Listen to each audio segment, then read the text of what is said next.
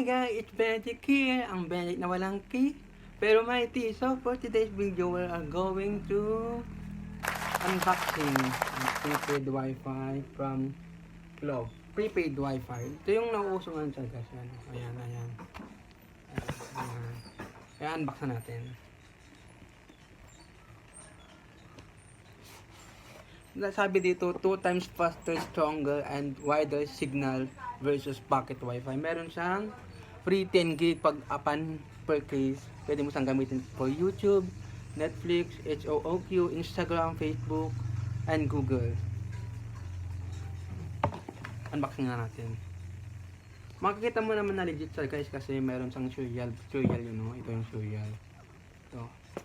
Try natin buksan kung ano yung nasa laman. So, yun. Ay, ayun. Meron siyang manual.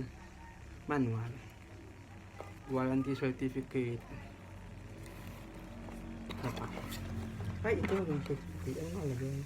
I'm secure. Content. Check. Meron siyang ito. Nakabox na maliit. Ito yung ano niya. Ito yung charger niya. Charger.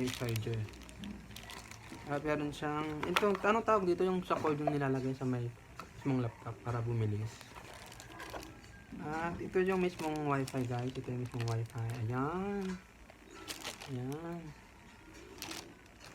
At ito yung yung sticker niya.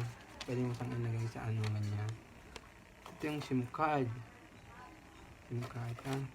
Try natin i-open. Sa magamit ng Wi-Fi guys, kailangan mong i-download tong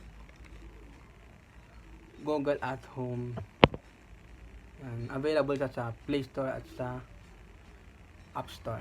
Para if ever na dito ka na mag-register, ganyan.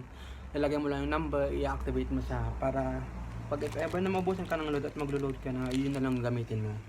Ilagay mo na lang dito yung number at yung amount at i-subscribe mo na lang siya para ma-activate. Try natin buksan. I-open. At kailangan nating i-access yung app na sinasabi ko kanina, which is the Globe. Yan. Nating register. So ayan nga guys, it's all about unboxing the prepaid Wi-Fi from Globe. At I'm sure na nagustuhan nyo to at magugustuhan. See you in the next unboxing.